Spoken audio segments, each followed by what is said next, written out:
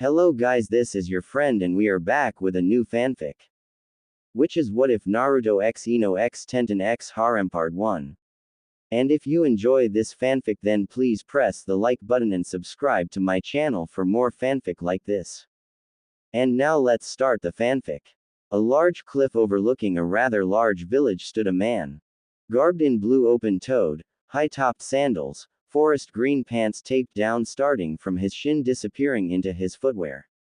A gray long-sleeved shirt, with the same colored green short-sleeved turtleneck pull-over, his sleeves bound to his arms by silver bands in the shape of a fox biting its tail, just under his elbow and above his wrist.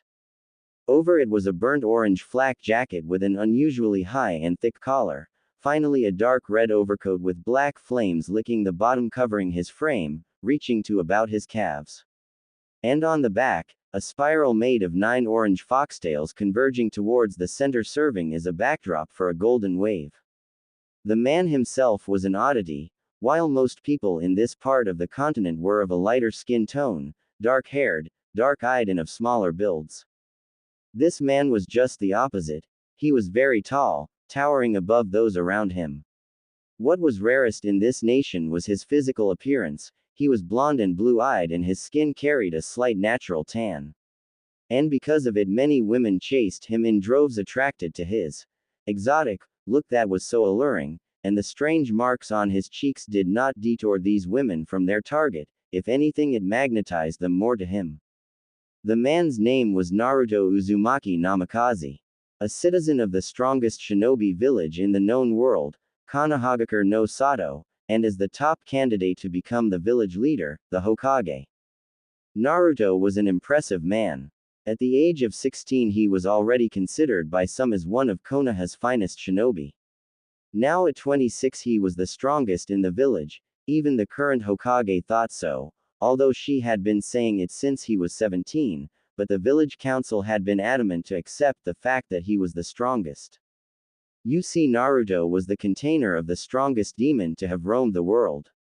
The Kyuubi no Kitsune. The nine-tailed fox. The very demon that attacked the village of Konoha 26 years ago, and because of this, for most of Naruto's childhood he was treated as the demon incarnate. Not the frail orphan that the village treated like trash. But it was not all bad for the young boy. He had his special people, very few mind you, but important bonds nonetheless. His strongest was with the Hokage at the time, Sarutobi Hijiran the Sandaime Hokage. The owners and proprietors of the local ramen stand, Ichiraku Tsuki and his daughter Ayame. And eventually he befriended his final academy teacher, Yumi no Iruka. As he grew he befriended more people. Naruto had the ability to make the most hostile of people into close friends. A skill that would be lost to a traditional shinobi as their job focused on deception and death. But Naruto, as you could imagine, was never a normal ninja because of his nindo, or ninja way. He made friends with his fellow ninja academy students, most of whom were clan heirs.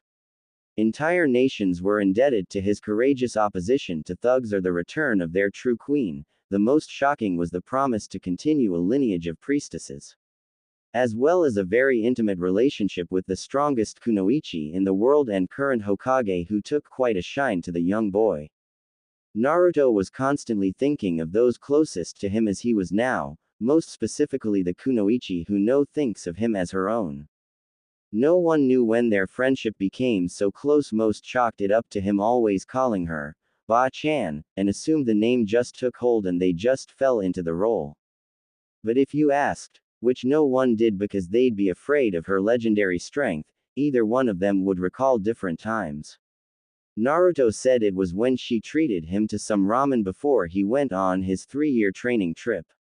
And she would say it was when she gave him her grandfather's necklace when he saved her from her ex-teammate, the same necklace she entrusted to her son and lover, now to her son. Either way they were fairly close. Namikaze-san, Hokage-sama is requesting your presence in her office. The tiger-faced Anbu spoke. Naruto sighed. He really was not looking forward to what was in store for him. Thank you. I'll be right over, he replied, and with that the Anbu was dismissed. Naruto took one last look at the village and disappeared in a flash of yellow.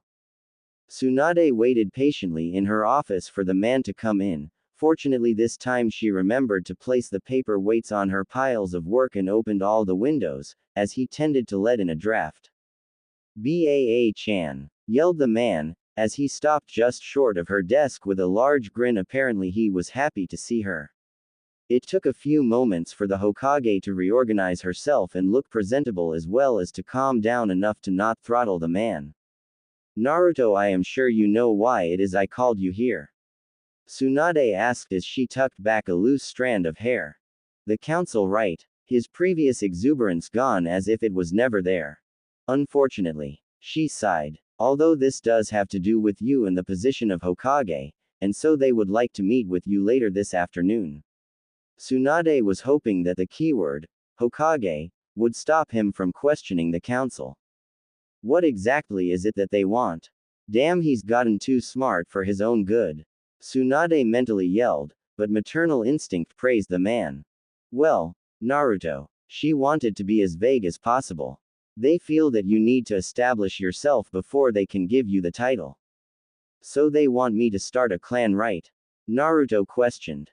Damn it. Tsunade, as his surrogate mother, had been pestering the man to finally settle down. After all, Akatsuki was defeated. Kabuto, with the remnants of the snake within him, was too weak to establish a following to become a threat to Konoha. And Sasuke was presumed dead by a Rasengan to the chest, but the snake did train to be as sneaky as his serpentine master, who was infamous for his revivals. He had taken care of his loved ones and she knew it was his time to be cared for. She had been trying to set him up with kunoichi and civilians alike. She would set up dates for him with various kunoichi. From older women like Anko and Yugo, to younger girls like Inuzuka Abara, Kiba's cousin, and a girl his age, mainly Sakura, his longtime crush. But it seemed Naruto had not taken with any of the women. Yes, he took them out. Yes, he was a total gentleman. And yes, the women said that it was the greatest date they have ever been on and were interested in the young man, but he politely declined a second date. Although politely declining Anko was not so much of a decline as much as it was a restraining order. Tsunade looked at Naruto, who had a smirk on because he figured out her plan. Yes. The previous Hokage have come from large clans, the only exception being your father. So they want to keep the tradition going. Besides, it helps in scaring off other villages, knowing that there is an entire clan sharing the same techniques. Fine, I'll meet with them, the day after tomorrow. I have tons of stuff to do today and tomorrow. With that said, he turned around and made his way to the door. She slammed her fists on the table, nearly breaking it. "Brat, you know you can't dictate when the council meets with you. I can't even do that." He stopped but did not turn around, and all he said was, "If they find me, I'll meet with them. Until then, see ya later, Ba-chan," and he left in a swirl of leaves. Tsunade was pissed. Naruto had never been so rebellious. As a matter of fact, he did pretty much everything he was told to do, with a scowl, but he did it. As Tsunade got to thinking, she noticed that in the last few days Naruto had been acting a little off. He was still his goofy old self, but there was a new aura around him. An "I don't take crap from anyone" aura, one that he only showed on the battlefield. But in the last 2 or 3 days the man had this aura around him constantly, the difference being that when he stared down an enemy with this aura it was intimidating, now it was slightly comforting but demanded respect. It was Naruto, but not her Naruto. I wonder if this is some sort of rebellious period, but he's already a grown man. Would a grown man have mood swings?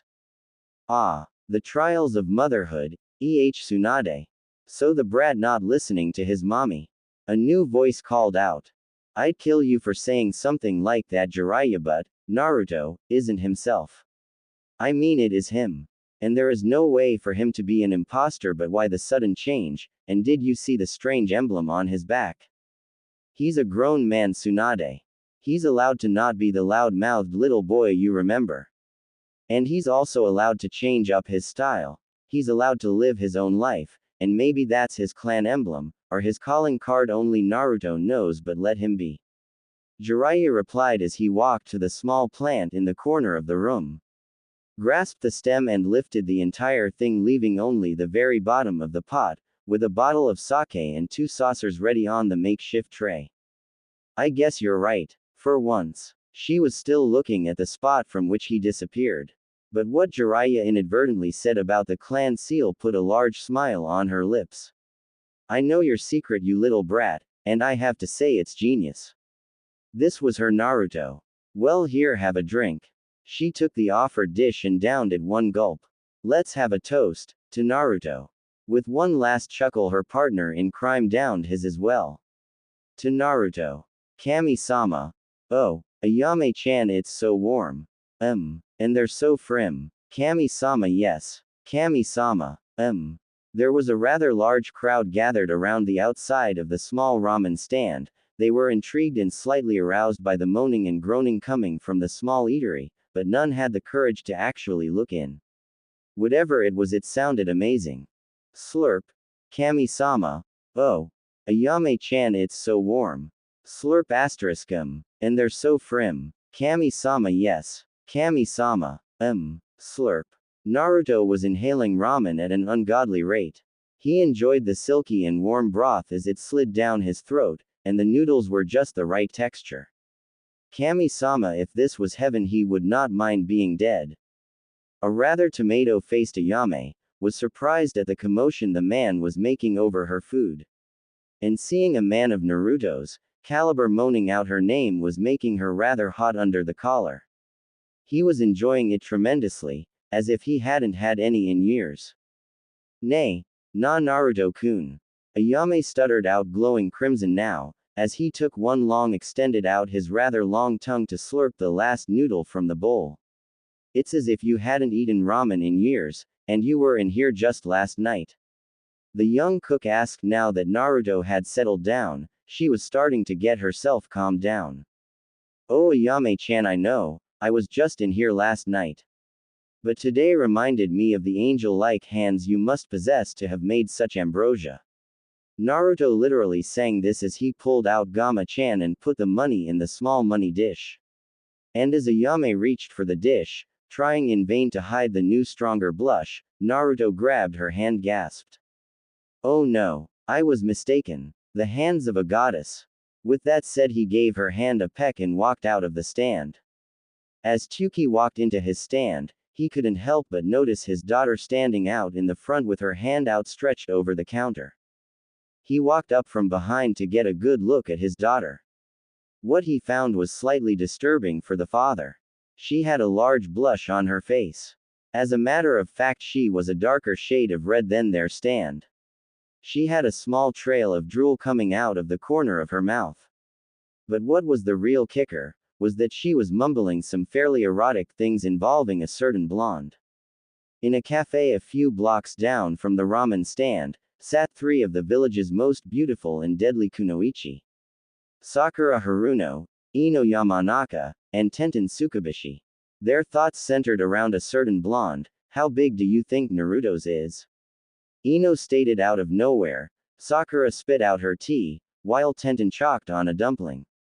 Ino, what are you saying in the middle of the street? Tenten rebuked after she had a sip of tea. What? Please, as if you've never thought of that before. I mean, come on. He's got to be packing. What do you think, Sakura? I mean, you're the only one who ever went out with the guy, so what do you think? Sakura knew Ino was going to make this an inquisition, and had been trying to sneak her way to the door. No such luck with Ino. She began. Apparently her tea was looking mighty interesting. Well, Naruto was the total gentleman. He took me on a fantastic date, but we never did anything for me to find out. Ino's mouth hung slightly open. How could you not have at least noticed it? You said it was the best date ever. Not all dates have to end in anything erotic, Ino. Sakura rebuked, still blushing at the thought of doing such things with Naruto. Sakura had to admit she did have a crush on her teammate. In all honesty, she had had a crush on him since he returned from his training, but out of routine she had declined his advances. Once she was certain that she would accept, the requests for dates had all but ended. She was disappointed, but Sakura never showed it. When Sakura was told by Tsunade she was going to date him, on the inside she was jumping up and down and doing backflips, on the outside she sighed and accepted. Yeah, but don't tell me you've never at least thought about it. I mean, there are times when I think of him when I. Tenten stopped mid-sentence, her face a shade of red that would make a tomato jealous. Tenten, Sakura scolded. Hat was that, dear, please finish. You think of Naruto-kun when you. Ino added, a huge grin plastered on her soft features. Hey look, Naruto is walking down the street. Tenten pointed out. Sure enough, the man came around the corner. It seemed as if he was thinking of something rather hard. Naruto, over here, Ino yelled out. Ino, I swear if you ask him I'll hit you so hard you'll land in Yuki no Kuni. Sakura threatened. Relax, I'm only going to ask him a few questions. Ino replied calmly. She was used to these half-hearted threats.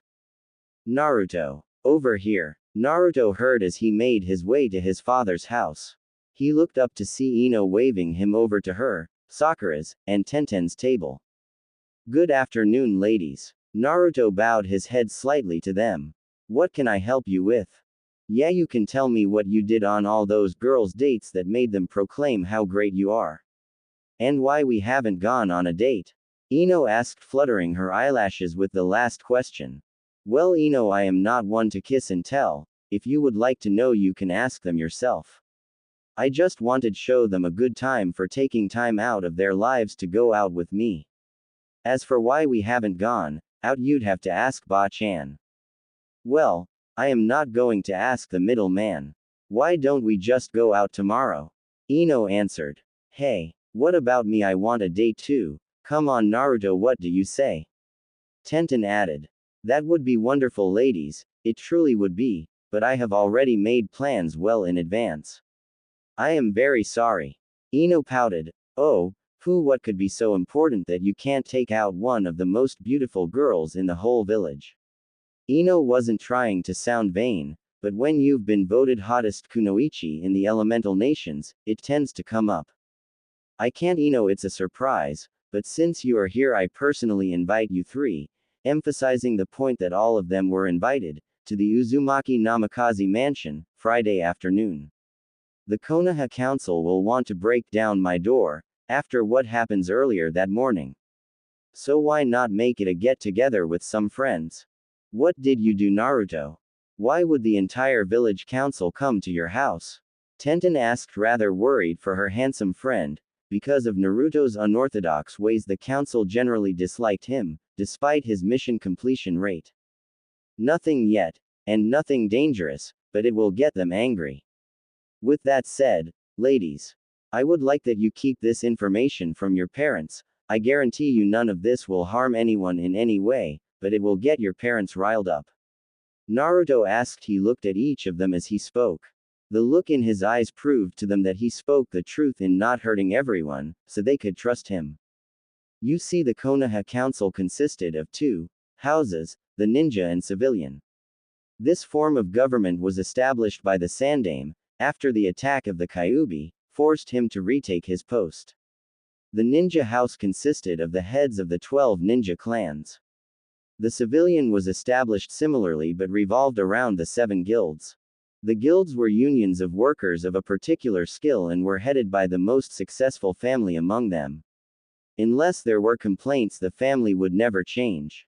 Naruto asked these ladies to keep his information a secret because these ladies were daughters and respective heirs to particular seats on the council, barring they married into a larger clan. The Archive Guild, in charge of all of Konoha's documentation, was headed up by Yume Haruno, mother of Sakura, and bookwormiest person in Konoha. Tsukubishi Tessai, father of Tenten, and head of Blacksmithing Guild. And finally the head of the Mind-Walking Ninja clan, Inoichi Yamanaka, was the father of Ino. Again, sorry ladies, but I must be leaving. With one final bow, he disappeared in a flash. The women sat in their seats for a while, exchanging glances. Whenever their eyes met, they shared a smile and shared an awkward giggle. So, I have to go help Dad with the shop. Bye. Ino disappeared in a swirl of leaves. Tenten and Sakura shared a smile again before both bolting out the door. Out to look for something to be seen in. The Anbu replied. Even with the council releasing Ki, he kept cool. After all, he was Anbu. What is the meaning of this? He cannot decide when he meets with us. Kaharu exclaimed. Her male counterpart, while silent, was just as angry. Danzo was unusually quiet in all this, which was making some of the shinobi councilmen to worry. Ah yes, Hokage-sama has a reply for this as well. That's what I told him, but he said if you wanted to meet with him any earlier you'd have to find him yourself. The Anbu spoke for his leader. Well, we will meet with him eventually, and 2 days difference doesn't really matter. We are just going to tell him he can marry 3 girls. Unless of course there are ulterior motives by some of the members, Shikaku Nara stated, leaning back into his chair. He noted that the council members with daughters slightly tensed. The shinobi hid it better than the civilians, but Shikaku picked it up, as did Danzo. He smirked, and summoned for one of his personal Anbu. He spoke something into their ear, and he took off. That is not the point, Shikaku. What is wrong here is that Naruto is defying the council. Inoichi cut in. Again the Hokage has a response. Yes, Naruto has defied the council, but he must have his reasons for doing this. I say that we let him do as he pleases for now. We have no reason to believe that Naruto would harm the village. So the council can push its agenda on him on Friday. She is coddling the boy, her personal relationship is clouding her judgment. The jailer can fall victim to the prisoner at any time. Homura said. Although Naruto was respected now, he still held the demon, which unfortunately was a cause for weariness on the part of the council. Shibi suddenly tensed and jumped up. Well, that is a logical conclusion from Hokage-sama. I shall now take my leave. With that, Shibi Aburame buzzed off. No pun intended. Danzo, you have been awfully quiet in all this. What do you think? Kaharu asked. Whatever it is that the boy is trying to do is of no importance. He is sadly mistaken if he thinks he can hide something from the council. Danzo replied. He snapped his fingers and his last Anbu appeared and they both left. With a councilman and an elder gone, Hiashi called, meeting adjourned, and everyone else left. Backquote, backquote, backquote, end flashback, backquote, backquote, backquote. We must have Naruto on the side of the civilian house. The ninja holds too much power in the council. Yume stated. Even so, dragging Naruto-kun into this seems wrong. Even worse is what you suggest, Haruno-san. Tsuki, do you not want Ayame to live in the lap of luxury? Having her as one of the establishing mothers of the up-and-coming Namikaze clan would assure her happiness. The head of the vendors guild glared at the woman. What father wouldn't want their daughter to be happy? Once it was decided that Naruto was to start a clan, Yume had stated that the best thing to do was to have him marry girls from the civilian house. Yume was hoping that Naruto would be under the thumb of his wives, who in turn would be under their parents, who would be under her as head of the civilian house. She was certain Sakura would be chosen after all. The boy had been chasing her daughter since they were in the academy. And the fact that he hadn't asked Sakura out on a date in years has proven that he had matured, right? So Tsuki, what do you say? Would you convince Ayame-chan to at least go out with him once? I'm sure she would have a wonderful time. This time it was Tessai, who was pushing the ramen vendor. He had already seen the truth in Yume's words long ago, and had casually brought up Naruto's name around his daughter. Never once did he tell her to go out with him. But after a while he noted that Tenten would bring him up in conversation herself. His passive manipulation worked. I'm sorry, but Ayame should find her own happiness. If she makes a mess of things, I will be there, but I will not force her into something she may not even want. Goodbye. Tsuki got up, and slammed the door on his way out. The other heads looked to Yume. She had a short temper, and they were looking for signs of her eruption, so they could make an escape. Fortunately, she was calm. Well, it seems the Vendors Guild has made their choice. Very well then, It seems everyone has chosen what to do so we can finally go home. Noon. Naruto was headed for the market district. He needed to buy food for the get-together. As he walked down the streets of the village bazaar, he came upon Shikamaru Nara and his fiancée Tamari no Subaku appraising a vendor's selection of vegetables. Well, hello you two, what a pleasant surprise. Naruto stated, walking up to them. He formed a shadow clone and ordered it to take what he had already purchased home. Ah, Naruto, hello, shopping I see. Tamari casually replied. Her fiancé, however, was never so casual. That's a lot of food, Naruto, what are you up to? Tamari for her part elbowed him rather hard, making him bump into a red-headed, pig-tailed woman carrying baby food. After an apology she went on her way. I can never get anything past you, can I, Shikamaru? Naruto chuckled. Well, you see, I am having a small get-together with the council, so to make things fun I'm inviting some friends over, so why don't you two come over Friday afternoon? Nah, to Trubo OOF, why thank you Naruto, we would love to come, right Shikamaru? Tamari asked, cutting off Shikamaru's initial response, as she dug her heel into his foot with every syllable of his name. He only got out a grunt before he was dragged away. Naruto rubbed his gut in phantom pain as he watched the loving couple walk away. Baby food, huh? Shikamaru spoke quietly. Tamari stopped in her tracks, her head down. Shikamaru was worried, his previous train of thought derailed out of concern for his fiancé. You alright there, Tem? She looked up and what he saw in her eyes scared the crap out of him. It was the same look in her eyes, whenever she had that word, it was a look that promised an amazing night, troublesome, but amazing nonetheless. Baby, baby, baby, baby, she kept repeating as she walked slowly to him. Her eyes glazed in lust. Oh crap, he got out before he was carried off into one of Konoha's various love hotels. As Naruto saw his friend carried off to have his junk taken advantage of, he sensed something flying at him at amazing speeds. He did a quarter turn and in a flash stuck out his hand, and in that instant he had a kunai spinning around his index finger. Damn, thought I had you, he heard yelled out from one of the buildings. Good afternoon, Anko. You know you should be careful with your kunai. If I wasn't paying attention, I'm sure you would have taken off my ear. As he looked up to her position on the roof, he took a few steps back. Pink. Never woulda guessed. So how's it going? She asked. Oh, you know, just getting ready for the council on Friday. Saw you invited Pineapple and the Yonbi. Anko said, shuffling her feet. Now Anko-chan, do I sense a hint of jealousy? Her eyes widened and she looked elsewhere with a huff. Of course I was going to invite you. Well, let me make it formal. Anko, I would love it if you came to a party I'm having Friday afternoon.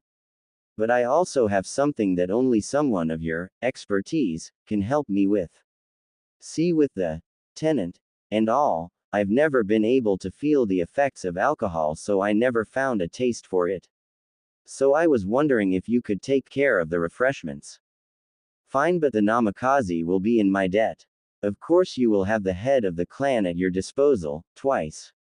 He pulled out Gama-chan and stuck his entire hand in the poor frog. Anko could swear it shed a tear. He pulled out a larger red frog from its depths and handed it to Anko. She was surprised. On its belly was its name, Bunta-chan. Space seals. Space seals. With that mystery solved, she sped off to find alcohol. Naruto walked down the streets of Konoha in thought. Okay, I got the stuff for yakitori and curry. The fish for sushi I'll get the morning of. I'll see if Ichiraku can cater for me. That's all the shopping. So now to the clans. He first set his sights for the training grounds, to invite Neji, Lee, and Guy. Despite not being a team anymore, they practiced every now and again. Well, Guy and Lee trained every day. Neji joined them Mondays, Wednesdays, and Fridays. Tenten joined in Tuesday, Thursdays and Saturdays, and they practiced together on Sundays. Being a Wednesday, he could invite the guys. Unfortunately, Guy and Lee jumped to conclusions and attacked Naruto for angering the council for no reason, saying it was unyouthful. When he calmed them down, he extended it to Neji, who had taken it upon himself to invite Hinata. After his forced training session, he headed over to the local shinobi bar. Sure enough, he found Kiba, and to his surprise Kakashi and Iruka, who was being rather successful in picking up the new Kunoichi studies chairman from the academy. He invited all three, after buying around for the whole bar, and made sure to tell Iruka that he could bring a guest. The last few would be near or around their clan homes, so he headed in that general direction. Passing the abandoned Uchiha district, he came upon the Hyuga compound. He trusted Neji, but he wanted to personally invite one of his closest friends. Hinata, I have one more thing I want to talk to you about, but on Thursday. So why don't we hang out? Naruto asked. Hinata hid her rising blush. Ever since Naruto had become her sparring partner, she had gained confidence around her crush. They had become close since then and would hang out from time to time. The village, at first rumored that the girl had finally captured her longtime crush, but she vehemently denied the accusations, much to their surprise and confusion. Well, Naruto-kun, that would be nice, but are you sure you will have time? I mean, with the party preparations and all. Nonsense, Hinata, I can have clones do the work. So what do you say I pick you up around noon? Sure, she chirped. With that done, he knocked on the Sarutobi gates and invited Konohamaru and his team. They trained on his clan's expansive fields. Next to the Akamichi, where he was forced-fed by Choji's female cousins. After all, the way into a man's heart is through his stomach. He passed the Yuahi compound, since the only Yuahi he personally knew was Kurenai, and Anko would invite her and her son, and besides, she moved out of the compound. He saved his favorite place for last, the Aburame hive. Shino was the only one of the 12 to be married. He married Mine, a beautiful kunoichi from Kiri. She came from a water bug-using clan, but was banished from her clan because she did not master their clan's special technique when she was young. The technique is similar to the Inuzuka beast mimicry, but granting bug attributes. She sought sanctuary with Konoha and the legendary bug-using clan. Eventually, the two fell in love and married 6 months later. Shino was also the first of the 12 to have a child. Her name was Naoko, and Naruto was the girl's godfather. Naruto walked through the main gates of the hive. Several colonies of Kikai bugs lived in the wall. If the compound was ever attacked, they would attack. Once he walked through the streets, he bowed to the males and hugged some of the females. The Aburame had an interesting personality quirk that not even the elders could explain. For full-blood Aburame, the males of the clan are calm and reserved, the women bubbly and expressive, but as children the boys are expressive, and the girls are reserved. Only until the onset stages of puberty do the boys clam up and the girls open up. But once they neared the battlefield, all Aburame became calm, collected and calculative.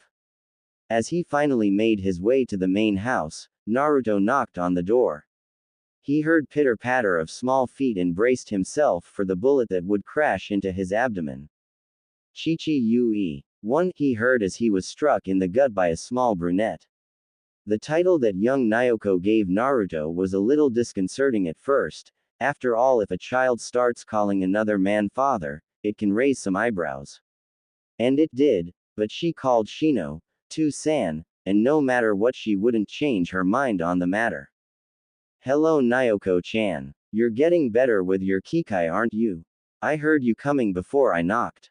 He praised, as he embraced and picked her up, some of her bugs crawling on him. He took one look at her and was glad she had some of mine in her. He couldn't imagine what she would be like had she been full blood. She was searing light lavender top with butterflies dancing through flowers, and pale pink shorts. If an Aburame wasn't in public, they would not wear the Aburame coat. The coat had multiple uses. The most important was to cover the emergence pores. Since it was a direct opening to the user's body, they needed to be hidden not only from enemies, but to keep them clean, and to regulate body temperature.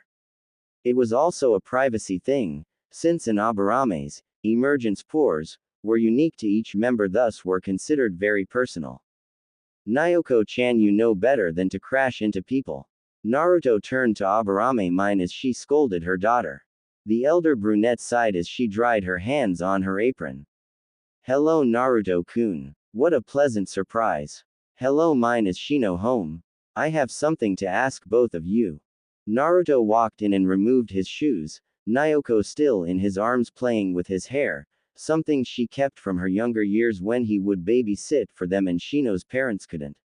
Kids just loved to play with his bangs. Let me go get him, he's out back observing the new larva. As she left Naoko turned to him, guess what Chichi-Yui? What is it Naoko-chan? Ka-san said if I can make a Kikai Bunshin, she will teach me some of her family techniques. Her green eyes sparkling as if made of emerald. Congratulations. Despite being only 4, Naoko was an Aburame genius. She had excellent control of her bugs and had started working on actual jutsu. Something her father, the old genius, started on when he was 6. Well Naoko-chan, I think this development deserves a gift. Naoko's eyes widened. What is it? What is it? What is it? She yelled. Naruto loved his goddaughter and every visit he would bring her something from somewhere. And today was no different. Okay, close your eyes, he said. She eyed him. Buddha complied. She felt her Kikai release a pheromone related to surprise. She was slightly confused. Her Kikai never reacted to any gift. Okay, you can look. When she opened them, he wasn't holding anything, but he did have his foxy grin. She looked around and when she turned her head, she felt something cool around her neck. And she saw a pendant in the shape of a ladybug, its body a ruby, its legs made of white gold. It's beautiful. Thank you. She hugged him tightly. She noticed small marking for its dots. Chichi-Yui, what are the dots made of? You have a sharp eye there Naoko, those are Harishan seals. She held it between her fingers and eyed it critically, not even noticing the arrival of her parents, but Naruto did. But I already have the wooden kunai you gave me. She inquired. I know, but this one is if you are on. I don't know a date with that Matsu boy. Shino choked on the tea that he was sipping. Mine giggled. That was when Naoko noticed her parents and almost glowed a neon red. Well, whatever the case, if you can't carry the kunai with you, at least you have this, and besides, this one is small enough for your Kikai to activate, if you can't. Naoko, who is Matsu? Shino asked, his Kikai buzzing in annoyance. With a small eep she buried her head in Naruto's shoulder, where he heard a quiet, Chichi-Yui no baka. He chuckled and patted her head. Now Shino, I was only teasing. Anyway, I came over to invite you guys to a small get-together I'm having on Friday. A party. Can I come? Naoko miraculously forgot all previous embarrassment. I don't know Naoko, it'll be full of adults and you'll be bored. Mine said. We would love it if you come Naoko, but the kinds of get-togethers adults have are just a bunch of old people standing around talking and drinking the stinky stuff OG drinks. Shino added, the stinky drink being sake. Oh, don't worry, she can come, I'm sure we could find something she can have fun with. Naruto interrupted. Really? Naruto-kun. Oh, trust me mine, she will have a blast. The more the merrier, I always say. With his patented foxy grin, the deal was sealed. Naruto stayed a little while longer and instructed Naoko on how to use her new pendant, and to explain how her Kikai could use it, should the need arise. When she was called out to play by her cousins, Naruto stayed and chatted with Shino and Mine, where they invited him to dinner. He happily accepted, since Mine was a great cook. But before they started eating, Shibi came in and said he needed to speak with Naruto. Shibi-sanai, Naruto started but was cut off when Shibi raised his hand. Naruto, I am not here to ask you what it is that you are doing. Nor am I here to reprimand you for not seeing the council. I trust you with the life of my granddaughter, and that is all the trust I have for someone short of the trust in my wife.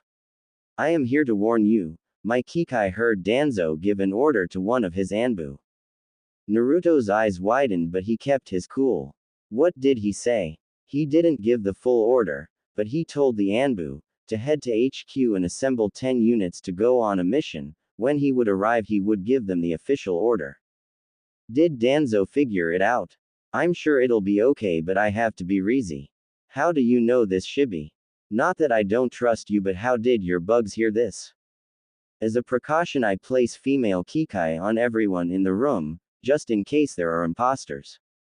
If one of them assassinates someone, I have a female on them to track them if they escape. Once they leave and the meeting is adjourned, they come back to me. Shibi explained. Thank you, Shibi, I appreciate this. He shook hands with him and allowed the Kikai to feed off of him. This was the most respectful thing you could do for an Aburame, since you put yourself at the mercy of the Aburame. As soon as Shibi walked in, he heard the familiar cry of Kuchio's no jutsu. A minute later, Naruto walked in as well. Both were scolded by Mine for being late, and to go wash up since they were outside. Shibi looked for help from his wife, but she gave him the exact same look as Mine. Do wives have secret techniques? Naruto asked as they both shuffled to the bathroom.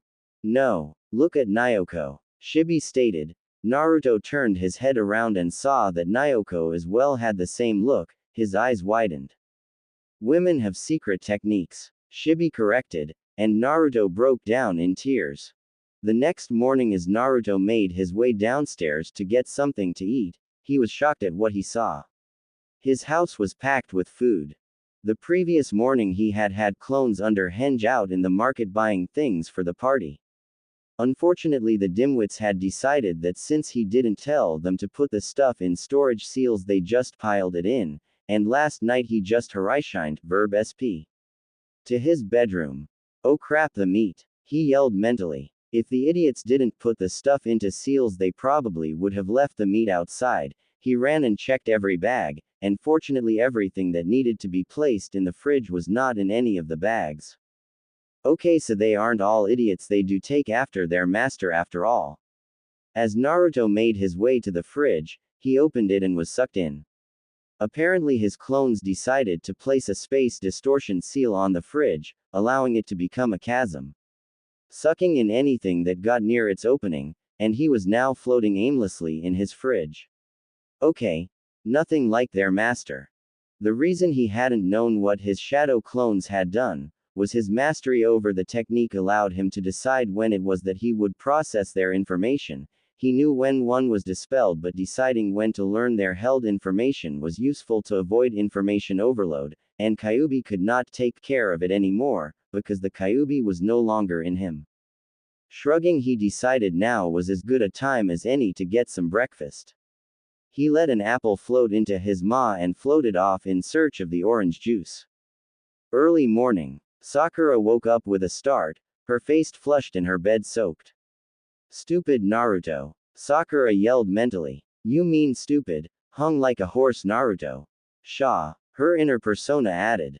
After a long shower, she changed and left her apartment. She didn't know where, but she had an idea. On the way to wherever, she ran into Ino, who apparently ran into Tenten earlier.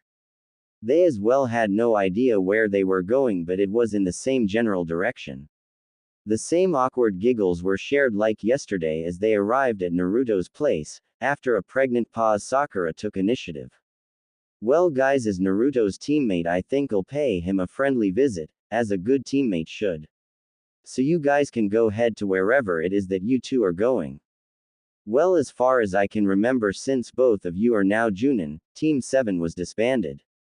I on the other hand am often sent out on several missions with him as a support unit. Tenten pointed out, so it's only natural I should practice with Naruto to get in sync with him. Well, while you two argue about teammates, I'm going to see if I can bag me a Hokage hopeful. Ino bluntly stated as she pushed them aside and opened the gate leading to the front door. Sakura and Tenten shared a look and struggled as they both tried to enter at the same time. Ino knocked once and let herself in. Her logic.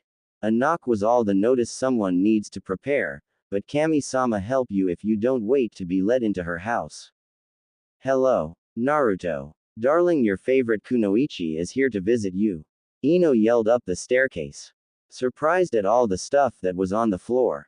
Quote, quote. You see, Ino, he's not home, so you two should get out of here now. Tenten scolded. Oh, And would you like to tell us what you would be doing here alone? Sakura questioned Tenten. Well, I'll make him breakfast. He's probably out training and he'll get home hungry. She explained.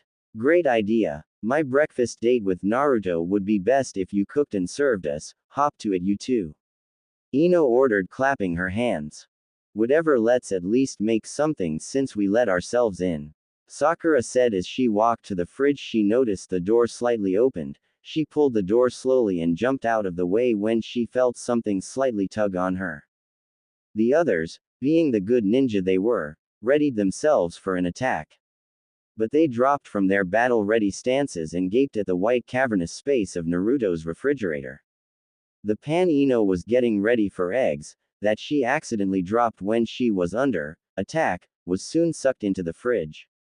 As Naruto contemplated on the things he had encountered inside of his refrigerator that was from last month's takeout, he was hit in the back of the head. Ow! What the hell? He yelled out in surprise as he grabbed the frying pan. Hello, is anyone out there? The three ladies shared a look that had become synonymous with the blonde. What has he gotten himself into this time? Look. Naruto, you eat like an animal, but what's up with your infinite fridge? Sakura yelled into the fridge, just out of range of being sucked in. It was my moronic clones, they have no brains. Aren't shadow clones copies of the user? Tenten questioned. Quote, comma, quote. Quote, comma, quote. Look, are you going to help me? Or am I just going to be floating aimlessly in the cold? What can we do to help? Ino asked. Is there a seal anywhere on the outside of the fridge? He questioned. They looked and said, no. Idiots must have placed it on the inside. Maybe I should look at their memories. Give me a minute, will you guys? He yelled. Sure enough, one of the clones placed the seal on the bottom of the fridge. Unfortunately, he couldn't make heads or tails of his positioning. Okay guys, I have an idea. Yeah, what do you have in mind? Sakura asked. I can't make out my positioning, so can you guys do something so I know where everything is? I've lost my sense of direction in here. Okay, I'll throw in a couple of kunai. The one with the burning tag will be closest to the floor, yelled Tenten as she launched 3 kunai into the box. The girls looked at her like she was insane. What? You launched a paper bomb into his fridge? Ino yelled. Yes, Ino, I launched an active bomb into my friend's fridge while he's inside. Tenten shook her head. At least I hope it was the dud. Naruto waited for 10 seconds before he saw a black disturbance in the vast white space that was his fridge coming directly from above. He dodged them and positioned himself so he was facing the opening. Okay, when you see me, make sure to pull as hard as you can.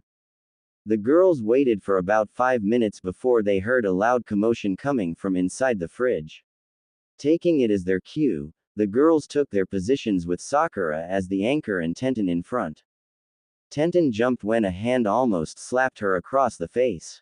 She quickly grabbed it. Got him. She yelled and the three pulled, expecting to easily pull out the blonde even without Sakura's enhanced strength, but found the blonde heavier than they would have imagined. Shaw. Must be because of that anaconda in his pants. Inner Sakura yelled. So all 3 girls enhanced themselves with chakra and pulled. With what could only be described as a pop, hundreds of Narutos poured out of the fridge, most popping as they hit the rather hard objects in the kitchen, i.e. the sink, dishwasher, stove, etc. But 3 Narutos thought of one thing and one thing only: squishy. These 3 Narutos were face first into some rather personal spaces of their female saviors. One in Ino's sizable bust, one in Tenten's most intimate space, and the other in Sakura's plump bottom. Well, Naruto-kun, I never would have guessed you're an exhibitionist, but I don't mind. Ino purred and squeezed him into her, to only pop in a cloud of smoke. Oh, so this must be the real Naruto. Tenten smiled and blushed as she hugged his head deeper into her crotch for him to pop as well. Now on the inside, Sakura was rather pleased the real Naruto would head for her. Well, let's face it, only attractive feminine feature. Inner Sakura wished he had hit a tad bit lower. Sakura had a facade to keep and she growled out in anger, Naruto no hentai. And decked him, but it too popped. So where's the real Naruto? Ino asked, rather disappointed he wasn't in her chest. Help. They heard again from the fridge. This time his entire upper body was struggling to keep himself from being sucked back in. They jumped up again in the same formation to pull him out, and this time it was as easy as they first anticipated it to be and pulled out the blonde. He did a quick mid-air somersault and landed softly on the tiled floor. The girls stared rather intently at the man, or most specifically his body. Apparently he rather hated the muggy nights of Konoha's early summers and decided to forego his shirt and pants, and to sleep in boxer briefs. As they traveled down his broad shoulders, flawless pecs, chiseled abs and his. As the girls mentally touched said body parts, all thought processes halted as they traveled down. They stopped at his rather significant bulge in his pants. Not a tenting, just the natural bulge he possessed. Had their mind been working rather than fueling their lust, they would have noted that this bulge was larger than the tents any of their former lovers ever made. Naruto finished, knocking them all out of their thoughts. Could you repeat that? Tenten asked for the girls, all of them sporting noticeable blushes. I said I can't hang out today since I still have some stuff to do today, but we will see each other tomorrow, okay? Well, do you need any help? Sakura asked. She was not going to leave after coming all the way over here. Yeah, I have nothing else to do. Tenten added. Neither do I, the last of the group stated. Really, you want to help? He received enthusiastic nods from the three. Well, I need to marinate the ingredients for the yakitori, as well as make the curry so it has time to rest to let the flavors mingle, then to prepare for the other food. Finally, setting up the entire property for guests and cleaning the house up a bit, it's a mess. He listed off. He noted that their smiles dimmed for a second but still were willing to help. Your place is a mess. Sakura asked, noting that the only thing out of place was a dirty sock. Are you kidding me? Look at that sock. I'm kinda embarrassed to have you three in this sty. You probably think I'm some sort of animal. He finished as he scratched the back of his head, chuckling softly. Had the kunoichi not been there, they would never have believed what he said, but as masters of body language they read that he was truly embarrassed and a little ashamed. Don't worry Naruto, we'll help with your dilemma. Ino said as she smiled at him, putting him back at ease. Tenten. He changed, foregoing his overcoat, replacing it with a frilly light blue apron. On the very bottom of the apron was a scene, depicting orange kits chasing butterflies. Naruto, with the help of Tenten and her mastery knife skills, set off to cut the food up, leaving Sakura and Ino to clean since Naruto decided that his mess of a house needed the most attention. So as the girls put the sock away, and took it one step further and washed it along with its counterpart, Naruto and Tenten chopped food at a rate that would make a seasoned 5-star chef feel like a TV cook. The interesting thing was them trying to figure out on how to get the things out of the fridge. He had made several clones and had them hold on to one as it pulled on the seal. The resulting shrinking forced Naruto to act quickly and destroy his fridge, lest the food become bruised. This resulted in a tidal wave of food. When Tenten questioned why there was more food than needed for a small get-together, he was sure to expect more than the invited guests. After all, the council isn't even invited, but they will be here regardless. They cut 750 kilos of meat and an additional 600 kilos of produce. Fortunately, at that time Anko came in with the alcohol. Unfortunately for her, she had to go back out and get more sake as Naruto used it for the food. It was late in the afternoon and Tenten and several clones were outside tending to one large-sized kettle full of what he called Naruto's special curry, 3 called Lee's special, 6 of ninja heat, 10 of civilian, and 8 of kid style. The Naruto special was only tended by clones as Tenten could not get anywhere near the stuff and even the clones had to wear suits to tend to it. She asked what the seals on that kettle were for and the clone responded, so the curry doesn't corrode the metal. The other kettles had seals as well, but she found out they were space distortion seals similar to the one in the fridge, just not as big. Despite the work, Tenten had a great time. She was amazed at how Naruto could make something as monotonous as cutting meat so fun. She idly wondered what it would have been like if they had actually been on a real date. Anko. Naruto-kun, I'm home. Tenten and Naruto heard from the outside. She raised an eye at this. He only said, the booze is here. There was a poof, and Tenten could not tell which the clone was, or if the one she was talking to before was a clone. Either way, one of the Narutos left. Ah, Anko, nice to see you. I was starting to get worried. When I woke up, the refreshments were not here yet. Not that I doubted you, of course. He added. Well, Naruto-kun, I always please my favorite man. Or woman, that apron you're wearing is confusing me. She cooed. So where do you want this stuff? She said as she gestured to the caravan of alcohol. Well, I ran into a snag. See, I forgot to take into account the amount needed for the food, so I'm gonna need you to go back out for some more sake. He. He chuckled. How much more? Naruto flinched slightly under her glare. Well, I'll have the clones take what I need and then you can see. Dozens of clones appeared and ran to the caravan, emptying a little over half. When she saw this, she hit the one she was talking to over the head, and he popped. Now, Anko, another Naruto walked up, the namikaze will still be in your debt, and whatever is left in the wallet will be yours. Now please hand over, Bunta-chan. She handed back the completely empty red frog. He opened it and stuck his head in. The sight of the man, sticking his head inside the mouth of the purse was quite amusing to Anko. Here was the strongest ninja in the world and he was arms deep into a frog purse. Here it is, Anko barely made out his muffled voice as he pulled out an even larger orange frog, this time 4 times as large as the original, Gama-chan, and twice, Bunta-chan, this one named, Kichi-chan. She gawked at the size and almost fainted at the amount of Ryo that could fit in that damn thing. Deal, she shouted as she took the frog and snuggled up next to it. What about the rest? Over here. Her and the caravan drivers followed him to the back of the house, where she noted that dozens of Narutos were building stands. And Ino and Sakura were getting help from their own pair of personal Narutos as they set up lights and banners. He led the caravan just a few feet from the back of the house, where he placed a seal on the ground. It activated, and a large mound of dirt rose from the ground.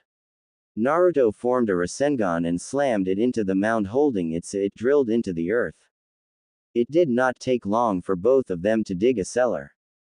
They made a game of it to see who could carve the cellar faster. She relied on her spitting acid and her sweetened techniques, Heian Futon. Unfortunately for Naruto, Anko complained that the Rasengan was cheating, so he was restricted to B-rank jutsu. Eventually a rather large cellar was made and he allowed the caravan inside as they stocked the shelves made of rock.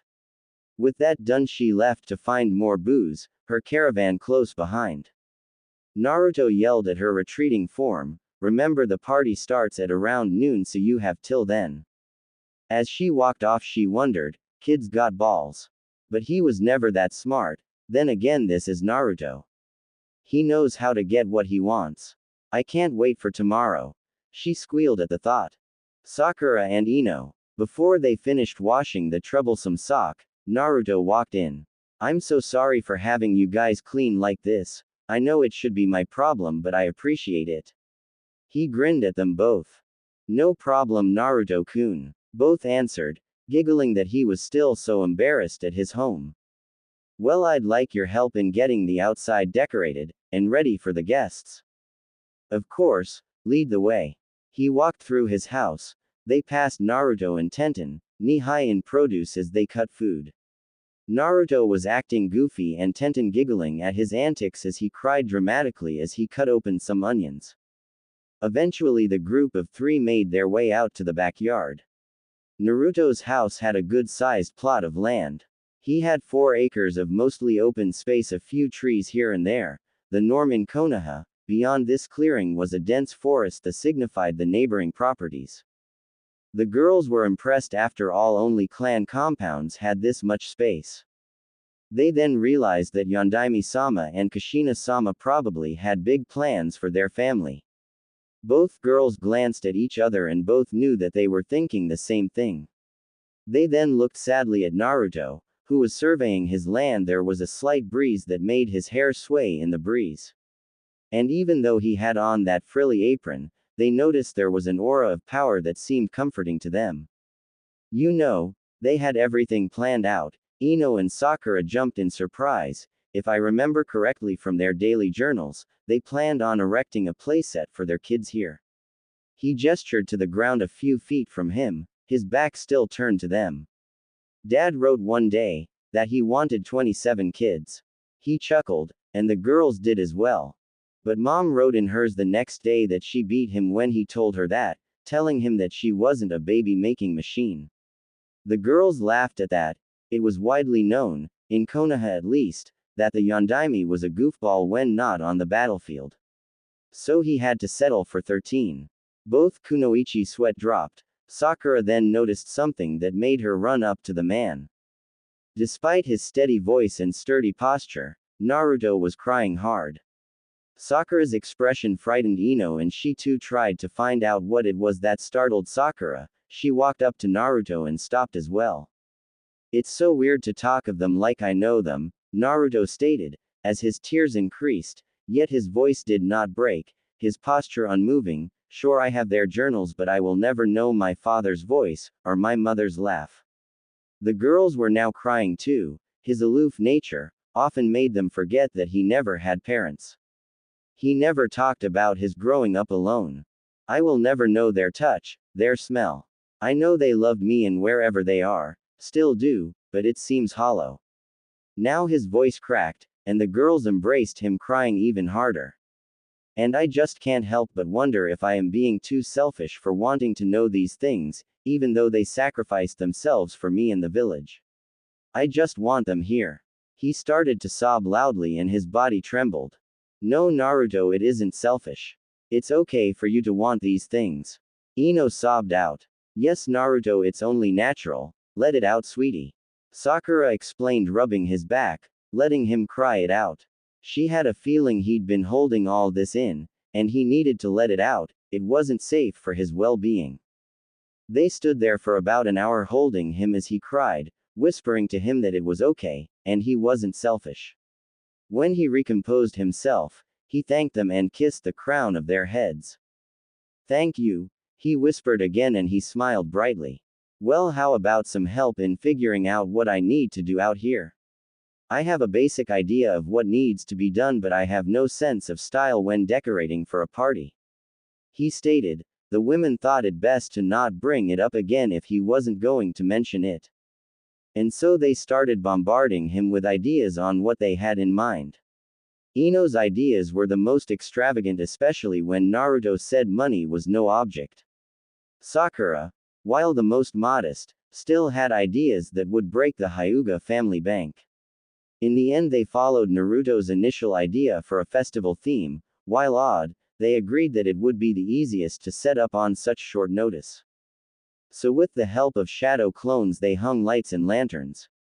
Naruto said that it would be easiest to serve that much food from stalls, so several were made. More than they thought necessary. When they asked him, he replied. For festival games, what kind of festival doesn't have festival games? Eventually Anko came and left, and Tenten came out back to cook. The girls had fun despite all the work.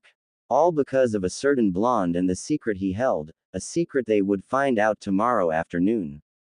Naruto. Hinata woke up earlier than usual. She was excited all of yesterday after Naruto had invited her to lunch. But when she woke, she was tense and rather worried. Due to her constant shadowing of the man when he was younger, she was certain she could read the man. The Naruto from yesterday seemed off, but she soon dropped the matter as she had to get clan business out of the way if she wanted to leave for lunch. First things first, she had to greet her father. Ah, Hinata-sama, I was informed to invite you to a get-together that Naruto is having tomorrow on his estates. Neji told Hinata as they met in the halls of the main house. Thank you, Neji-ni. Naruto has already informed me yesterday. He told me to tell you he appreciated the gesture on your part, but he forgot he had to ask me something. Hinata replied. Neji bowed and left. He still had to train the branch family members. When she came to her father's door, she steadied herself.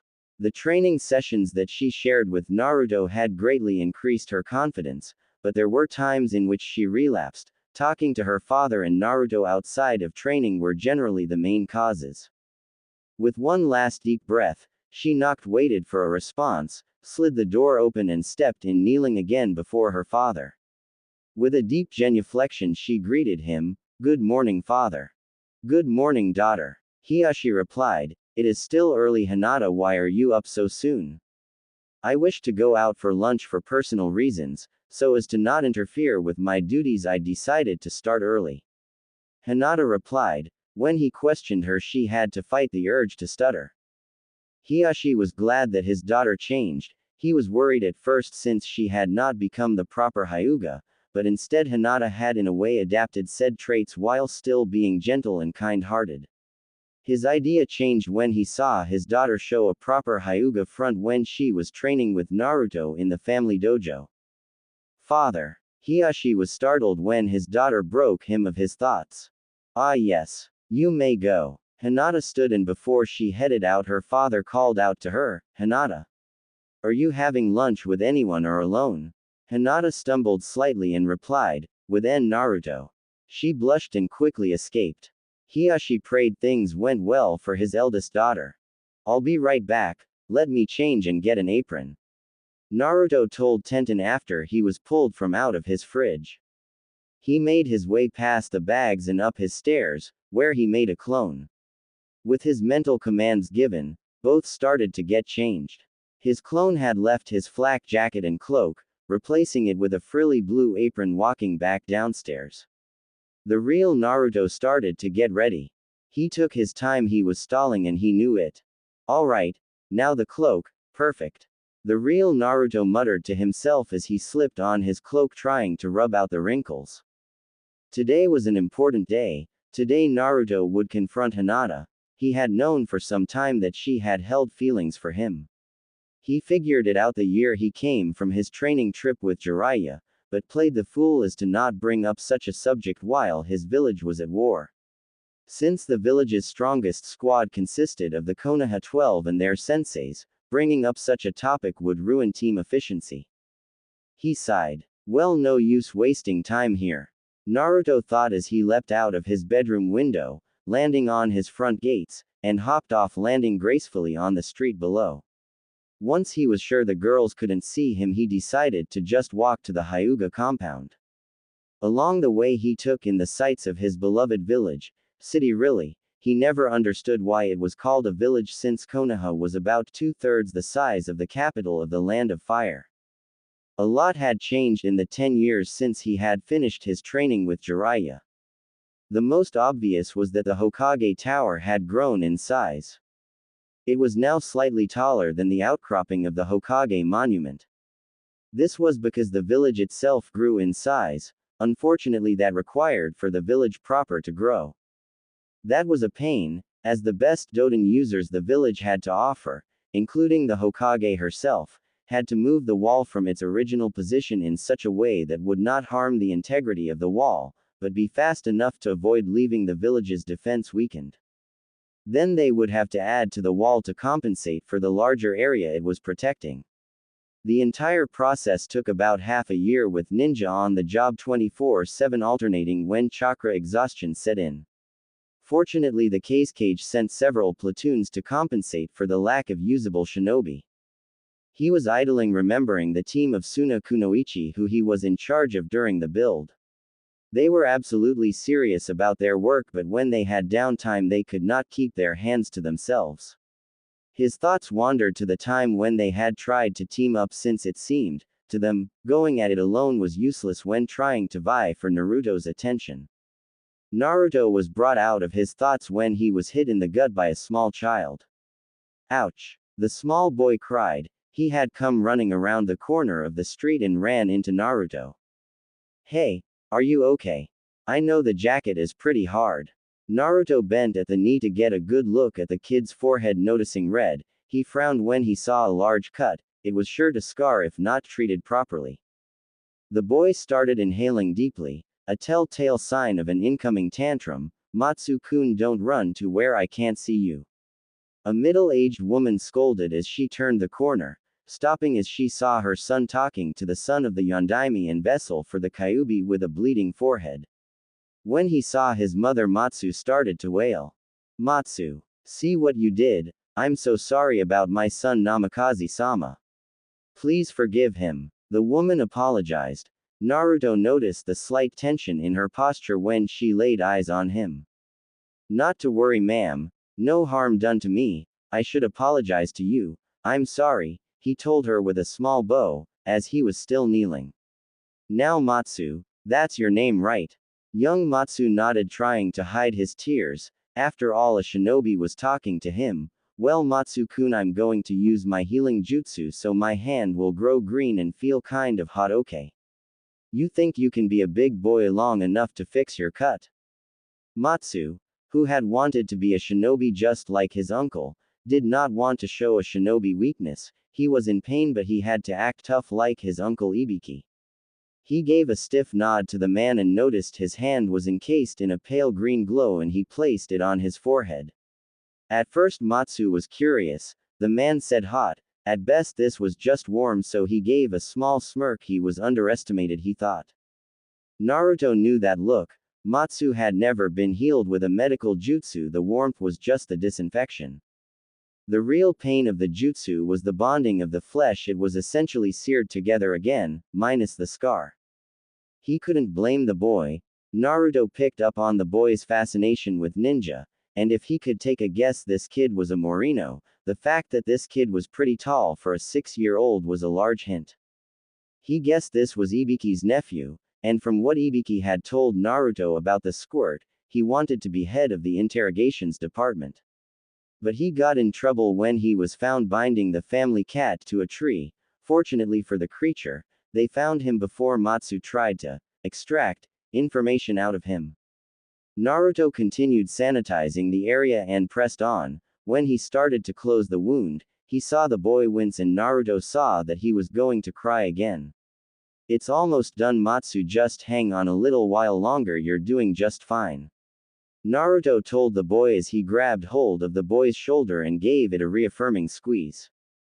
The mother looked on in fascination at the air of the Yondaime was treating her Matsu so tenderly. She hated to admit, but she often treated the boy with a sneer or two when he was young. And despite all his works for the good of the village, she was still weary of him. After all, there were rumors that all his battles required the use of the demon's power. But seeing the man treating her son the way a father would made her rethink her previous views on the boy. Okay, done. See, Matsu, you made it. Keep it up and you will make a fine shinobi. He had seen the look on the mother's face when he told Matsu he would make a great ninja. She was not happy with the encouragement this man was giving him, regardless if he helped Matsu. Her baby was still just that, a baby. He didn't need to thoughts of becoming a ninja. If your mother signs all the release forms. He added in that last part to quell the rising anger in the mother. He learned a long time ago a mother's killing intent could greatly dwarf that of a shinobi, when her child was involved. Wait, you need permission to be a ninja? Matsu asked, shocked. His uncle never told him that.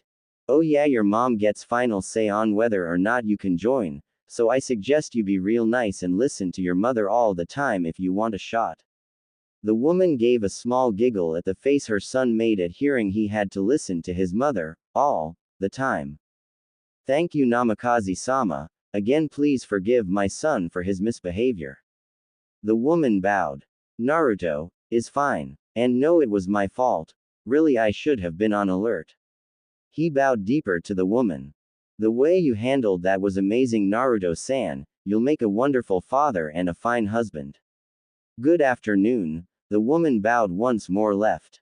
Bye, Mr. Matsu waved back. Remember, behave for your mother. I will. Naruto watched the mother and son walk down the street and sighed. That last comment made his heart ache. He was tapped on the shoulder and turned to see no one. What the hell? He felt a tapping on his opposite shoulder and turned to be greeted by nothing again.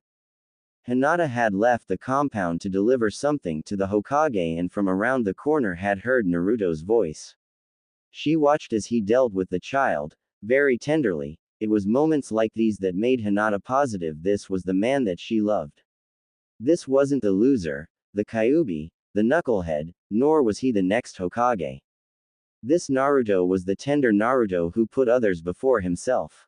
So when the mother left, Hinata decided to have some fun, so she tapped his left shoulder, hiding behind his right when he turned. She tapped the right and hid behind his left. All of a sudden she felt a tap on her right shoulder, turned and saw no one. Turning back to Naruto, he was gone, then turned around fully and saw Naruto was right behind her.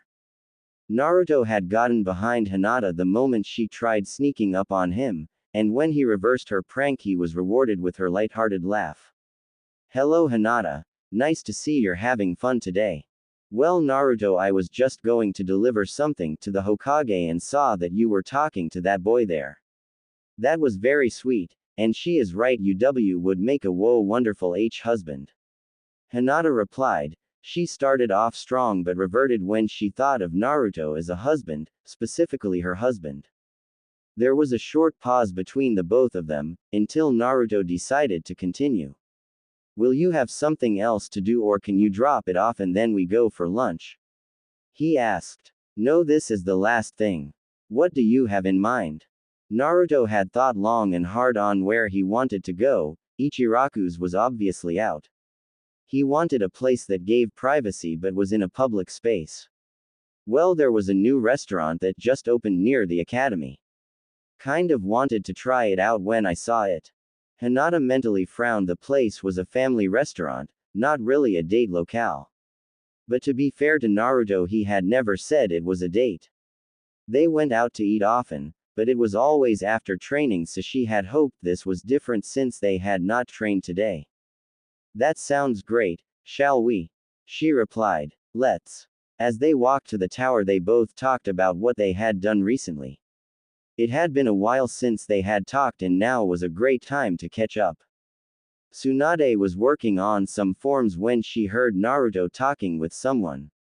She stopped what she was doing and waited for him to come in, only to be surprised when Hinata came in and turned in her research on a new medical technique that required the Jiyuken. "Hinata, did I hear Naruto out there?" the Hokage asked. "Yes, we were just going out to lunch. Should I send for him?" "Would you?" The young woman nodded and went outside to call in the man. "Yes, Ba-chan." When he spoke, Hinata decided she would wait in the hallway. "Naruto. We have reports of several caravans, including a circus oddly enough, near the village, all from different lands but all combining into one larger caravan. They seem to be a civilian day's walk from Konoha. Does this have anything to do with you? If it doesn't, I will have to stop them. They do have a large escort." Naruto's only reply was his now infamous grin and responded, "Ba-chan, if anything happens I will take personal responsibility for this, but if you must know, this is part of my plan." "Anything else?" "Wait. Do you know? I have some very strong theories." "Well, with your luck I wouldn't trust your gut instinct." He snickered at the face she made. "Kid, if there was anything I learned from my bad luck, it's that when you're involved my bad luck is gone and my intuition is at its best. That said, does anyone else know?" "Anko knows. She's the only one though." "Is that all?" "Just be careful. What you are about to do is huge, and you are going to be stepping on the council's toes with this. Make sure you know what you are doing." Dismissed. Naruto walked out the door and rejoined Hinata as they made their way to the restaurant, picking up their previous conversation. Before Tsunade could continue her work, she felt Jiraiya walking up the wall of the tower. She decided to get back to work. "So Tsunade still not gonna tell me what the kids got in store? I can only assume it has to do with the emissaries that Nami, Oni, and Yuki are sending?" Jiraiya asked as he walked through her window. "It does," was her simple reply. After nearly a minute of pen scratching, he started to become impatient. Well, what?" She stamped a file and placed it in her outbox, picking up a new one from her inbox. "HMPH. Whatever. I don't care. I'm sure whatever he's hiding it will be lame." Jiraiya pouted. "Almost," she said mentally. She was trying to coerce him into a bet. "Care to make a wager out of it, Jiraiya?" "Sure. Gotcha." After a great lunch and after they both caught up, they decided to go for a walk. It led them to a rather secluded area of the village near the back of the Hokage Tower. Naruto turned to Hinata. Nay, Hinata, I have something to tell you. Hinata gave him a curious look. He was beyond nervous, and she picked up on it quick. Sure, Naruto. What is it? First, Hinata, I want you to know I have never been so conflicted in my life. All week I have been racking my brain trying to figure out how to tell you this. Frankly, I don't think I have ever thought this hard in my life. Hinata started breathing heavily. I've tried to think of how to do this from every angle I can think of and try to play it out in my head. Every single time I hate the outcome. Her eyes widened. What action would lead him to hate each outcome? He paused and looked at the sky. Hinata saw that he had a pained expression on his face. She was about to say something when he spoke. I've known you held feelings for me. She gasped. So I'm just going to come out and say it, Hinata, I'm married. So I'm just going to come out and say it, Hinata, I'm married. Naruto was ashamed. He couldn't even look her in the eye. She deserved that, but he couldn't even do it. He was expecting the worst, a Juyuken strike to the heart, a slap, a verbal lashing, but no, he heard, yes Naruto, I accept, and was enveloped in a hug, her crying muffled by his coat.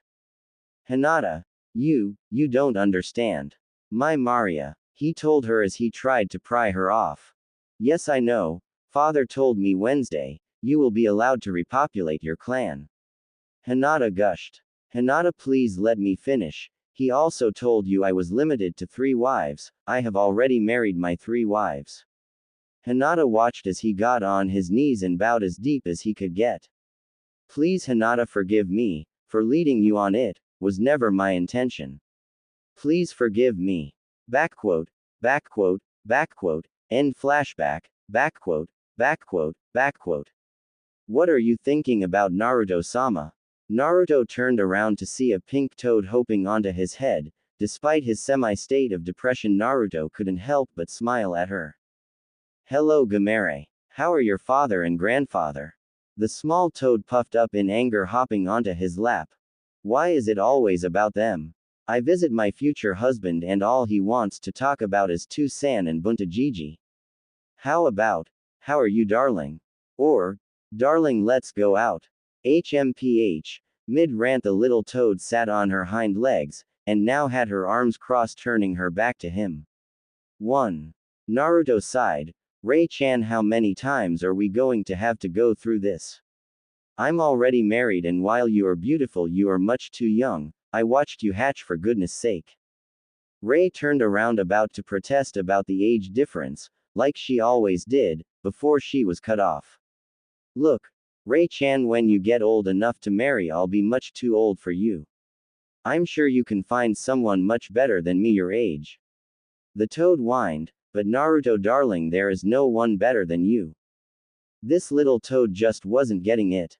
Fine Ray-chan, grow up some more, and then if you still feel the same we can figure something out, I promise.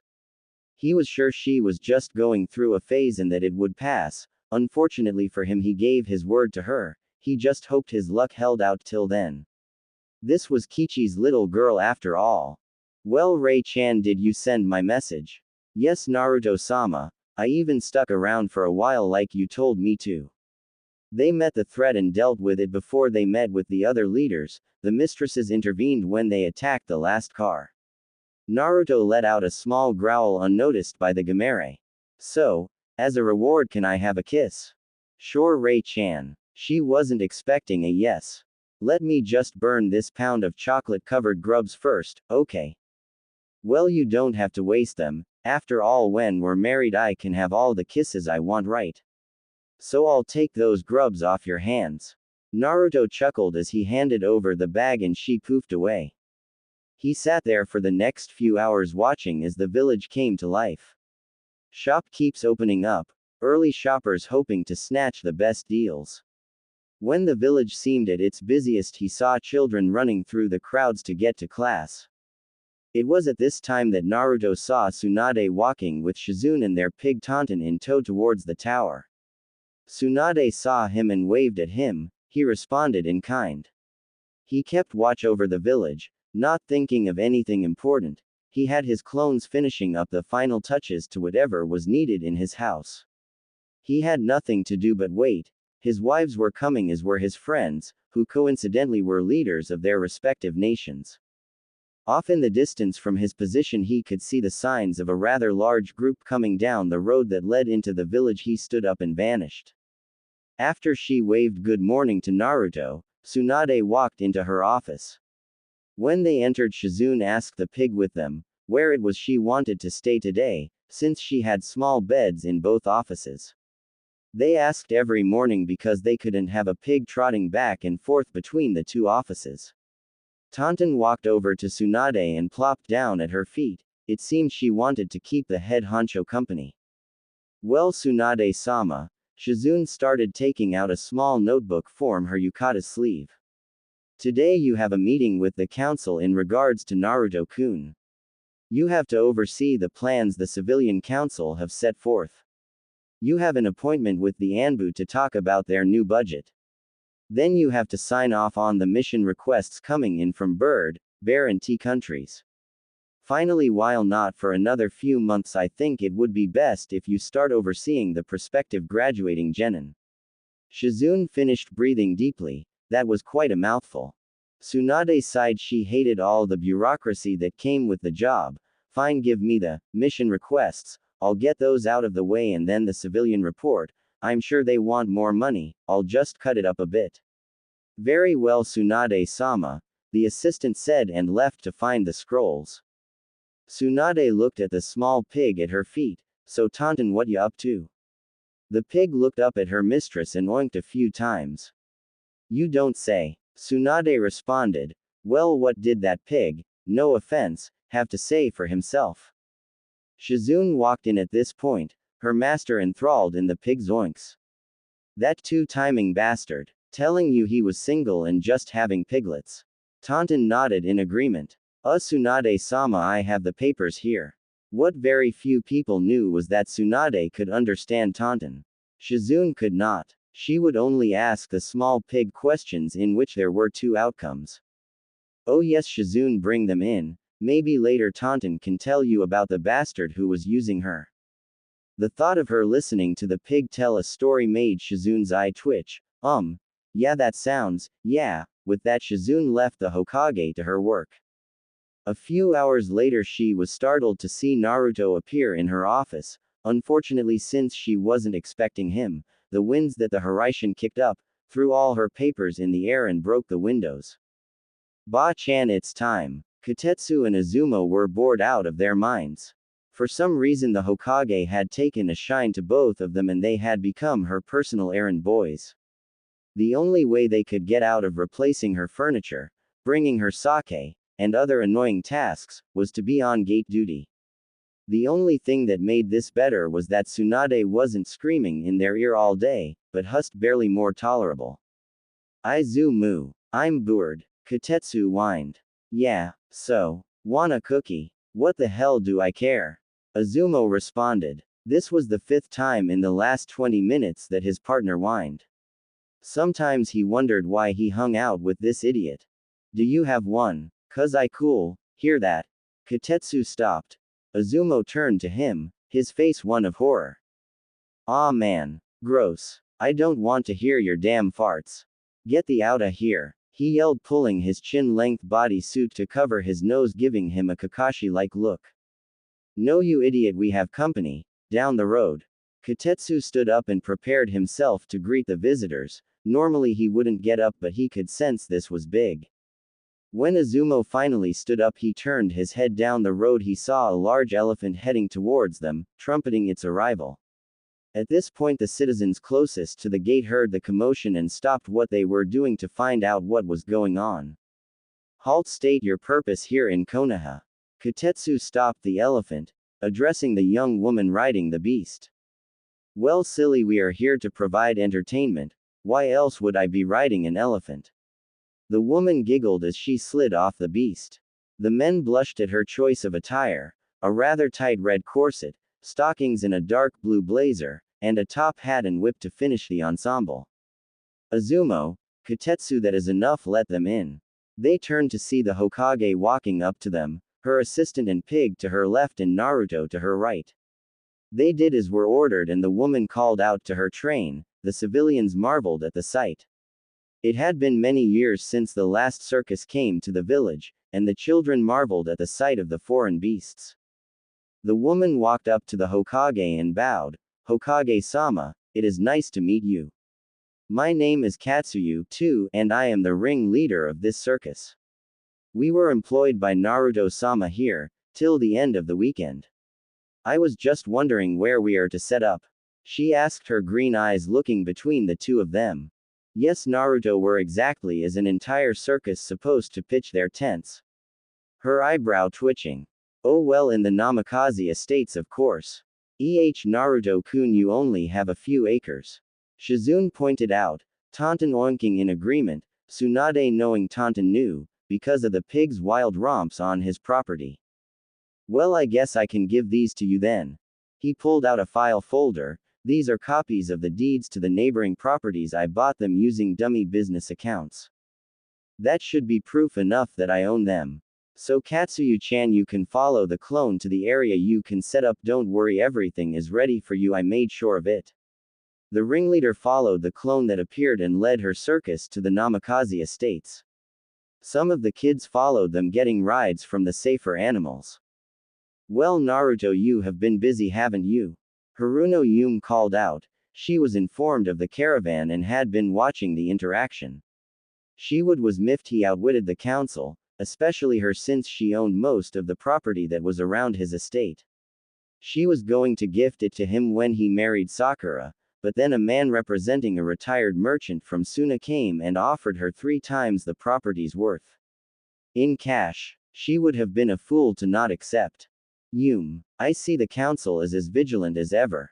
Tsunade called out. She didn't hate the council, and they always played by the rules, politically at least. Really, the only members she hated were the Third's advisors and Danzo. Oh, how she hated those 3. Well, Tsunade-sama, we wanted to see what the commotion was about. Inoichi said. I assume this is what Naruto was hiding from us. Oh no, honorable council, there is much more. Naruto said with his normal grin. He motioned for the rest of the caravan to come in. A large carriage came forward escorted by samurai, infantry and ninja, all had their faces hidden. The samurai wearing the insignia for Demon Country, the infantry had banners for the Land of Waves, a little more than half of the ninja wore headbands from the new and not yet recognized village hidden in the snow, and the rest of the ninja had no mark. As Naruto prepared himself, he looked around. Most of the village was here, as well as his friends, with the exception of Hinata. Seeing the look that Hiashi was giving him, Naruto knew he wasn't mad at her or disappointed. He was actually glad she told someone. It would be bad for her to hold things in.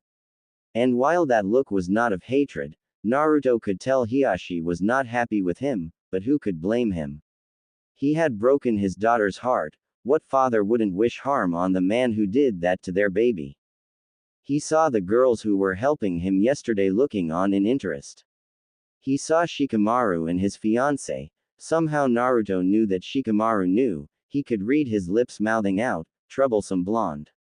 Of course, Tamari responded, thinking he was talking about her. With one last deep breath he yelled, so that the people gathered could hear, Konoha, allow me to introduce the matriarchs of the Namikaze Uzumaki clan. The ensuing silence was deafening. The council, with the exception of Hiashi, Shibi and Tsunade, stood there flabbergasted. Jiraiya was probably the most surprised, since he had just given Tsunade all the profits from his last book and future Ika follow-ups. With that, 3 women dressed in elaborate kimonos came out of the carriage with the help of some of the unidentified ninja. Their kimonos were of some of the finest silks that some of the people in attendance had ever seen. The women themselves were quite beautiful, as many of the civilians noticed, as did the ninja of Konoha, but they hid it better. Yume was the first to come to and spoke for most of the women, and to be honest, some men in attendance. What? How could you be married to these women? Haruno-san, these aren't my wives. Naruto corrected. Please. He gestured for the women to continue. They bowed to him and rolled out a small carpet and then a two-step ladder. Then 3 red blurs jumped out of the car, completely jumping past the steps and rug, and landing gracefully next to Naruto and enveloping him in a massive, bone-breaking hug. The 3 women wore a variation of the same top. It consisted of a blouse 3 that came down at least the hips. Since each woman wore it at different lengths, it had intricate designs that wrapped around each woman, originating from their right shoulder, crossing their bosom, wrapping around their waist and ending on their left hip. Each hip was emblazoned with the same emblem that Naruto wore on the back of his battle cloak, the 9 orange fox tails converging in a spiral, serving as a backdrop for golden waves. Naruto, you asshole, we missed you. The woman standing in front of him said after she gave him a passionate kiss. Her blouse was used as a thigh-high dress. It was a dark tan, almost brown color, allowing the turquoise embroidered design to stand out. And to avoid any embarrassing positions, she wore tight shorts underneath. Her straight shoulder-length red hair was almost pink, but not bubblegum pink like the medic a few yards from her. She had large brown eyes that conveyed a level of hot-headedness not seen since before Naruto exited the academy. The one to his right added, "Yes, it was quite boring without you around." As she nibbled his neck. She wore her blouse as a white coat ending at her knees, the design gold. It was split down the middle, showing that she bound her chest with the same wrappings as Kurenai and exposing her toned stomach.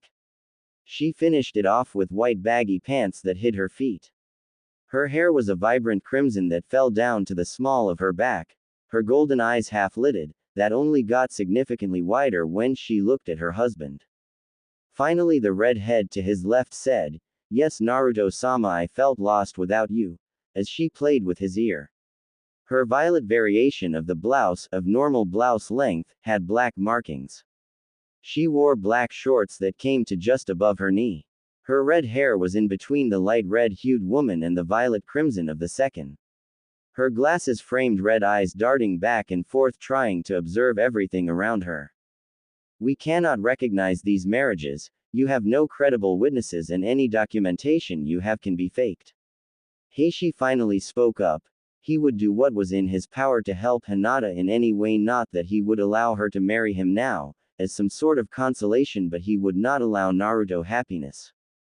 "Well, I was witness to his first marriage." A voice came from inside the carriage as an old man stepped out, helped by one of the soldiers from the Land of Waves. He had a rather dark complexion, his white beard and hair standing out against it. His robes held cool colors, blues and greens of various hues. It had taken a few moments for her to realize, but Sakura knew this man. Her shock had her ignore the people who followed him out as well as forget her teammate. "Tatazuna-san. Hello Sakura, it is nice to see that you've grown into a fine young woman." A woman replied. When Sakura turned to her, she was speechless. "Tsunami-san."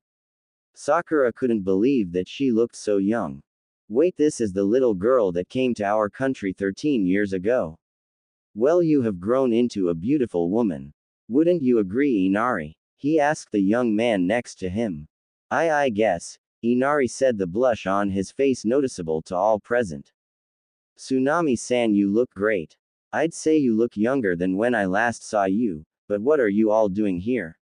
the pink-haired medic asked. "Oh, we are here as the witnesses to Naruto-kun's first marriage." Tsunami replied, walking over to Naruto and kissing him on the cheek, whispering, "Hello dear," to the man. "You see, Sakura, I am the ruler of the Land of Waves, not the daimyo but leader." To make a long story short, after you guys helped us, we started asking questions and found out the daimyo of our nation was working with Getu. The little pig paid him off and the daimyo turned a blind eye.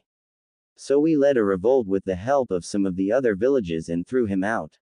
As the quasi-leader, the people elected me as the leader, so here I am, the new leader of the Land of Waves. The old man said excitedly. "Hello, old man," Naruto said aloud, since he couldn't escape the hugs of his wives, not that he wanted to. "I, leader of the Land of Waves," and his family was witness to the marriage between Namikaze Uzumaki, Naruto and Tayuya. Tazuna proclaimed. Damn straight, you drunken old fart. Tayuya, the woman hugging Naruto's front, yelled. How can we be sure this isn't some favor that Naruto called in? It's obvious he shares ties with you from before your ascension to power. Tessai said. The plans that he shared with Yum were falling apart before his eyes. Well, you have my word, but if my word cannot be taken, I don't think I would like to continue the free trade agreement with a country where my word is meaningless. But if papers are what you need, I hold the marriage license with my signature, dated 10 years ago. Tazuna scoffed, handing the papers to Tsunade, who passed them off to Shizune.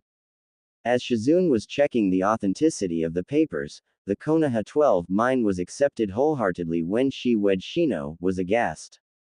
Naruto, the knucklehead, was married. They stared at him as he was in the middle of a four-way hug, laughing and kissing the three redheads. Kiba was the first to speak. Lucky bastard. Wish I was the last of my clan. That though was nipped in the bud as Sum and Hana gave him a dark look, and Hana's triplets, Kuromaru and Akamaru, bit him hard. Not at all illogical, really. Shino spoke up, ignoring his teammates' whimpers as the fangs dug in deeper. That would explain why he was rather distant with Sakura and us after his return with Jiraiya-sama. As a married man myself, though, I must wonder how he could sustain a marriage if he was here the entire time. It would be almost impossible. Mind shifted Nyoko to her other hip. It sure is difficult when either one of us is on a week-long mission. I can't imagine what it would be like if he was gone for 10 years. I can't imagine what it must be like to share him, though. I know I couldn't. Tamari added to that train of thought. PSSH. 'Cause you're so damn possessive. Shikamaru said. His reward was 2 slaps to the head, one from Tamari and one from his mother, who was nearby. How she did it was a mystery since she was 10 feet away. I thought I was making headway with him. Tenten finally said, still in a semi-trance-like state. Mine rubbed her back to try and calm her down. Tenten didn't feel like crying but was sad. Well, he was never receptive to any of the advances though, and knowing him, I guess he could not just tell them to back off and hurt their feelings. In the end though, his roundabout method was rather harsh to any woman that tried to get close. Neji sounded off, glancing to where the Hyuga estates were located. Hinata hadn't told him why she was so despondent, but she told him it was related to Naruto. Now he understood why she was like this. Well, I thought he was gay. Ino said. Choji choked on the carrots he was eating. Well, I did. He wasn't falling for my feminine charm, and no man can resist it. Everyone except Kiba, who now had his sister hitting him upside the head, gave her a weird look. Okay, no man who is taken can fall for my charms. I'm not taken. Lee and Neji said simultaneously. She huffed and turned away in annoyance. Why wouldn't he tell us? Why wouldn't he tell me? I was his teammate, why couldn't he trust me? We'll find out later, Sakura. He still has some stuff to do. Frankly, if Tazuna is only the witness to the first marriage, what about the other 2? And what of your other marriages? Danzo asked when Shizune confirmed the license. Well, instead of doing it one at a time, why not get them out of the way? Ladies, Naruto asked his wives' maidens as they helped out 2 other women. A blonde-haired woman walked out, her robes very similar to that of Amiko. The other was taller and had dark hair. Daimyo of the land of snow, Kazuhana Koyuki, was witness to Naruto's second marriage. Between Namikaze Uzumaki Naruto and Mitsune Hisoka, 5. Aishian priestess of Demon Country, was witness to his third marriage. Between Namikaze Uzumaki Naruto and Karen, the 2 leaders said. And we agree with Tazuna Dono. If our word is not taken at face value, we feel our alliance is in danger. However, as a sign of good faith, we still have the appropriate papers. Shion said for her and Koyuki, who was currently greeting all his wives and the man himself. Hello Naruto-kun, so good to see you again, it's been far too long. Koyuki said. Yes, it has. Koyuki, how's that village coming along? Excellent. I am proud to announce that the contributions that your family provided us has brought our little ninja village good fortunes. It was then that Shion got to talk to Naruto. She was handing the last papers to Tsunade, so she walked over to the family. The Hokage was breaking up the crowd to get back to work, but not before a Naruto clone reminded her that there would be a party all weekend at his place. The only ones left were the ones who personally knew the blonde, including the Ichirakus, who were flabbergasted. "Well, kid, it feels like I don't know you anymore.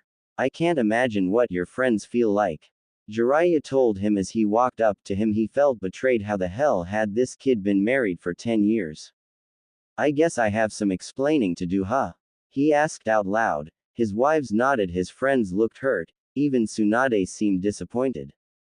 "I guess I should get this out of the way first before I start explaining." He motioned for his remaining servants, who hadn't gone ahead to prepare the house, to open the final carriage. Incidentally, it was the maidens, but they changed clothes. How? No one knew, not even their lords, but they were now in casual wear, but still of a finer quality than most. They stood at attention in front of the dorm, the unidentified nin making a sort of path towards the Namikazes. With one final nod, the woman opened the door. At first nothing happened, and the Konoha nins were surprised, before one could voice their opinion, though a small stampede ran out headed right for the still hugging husband and wives, all shouting, "Tou-san.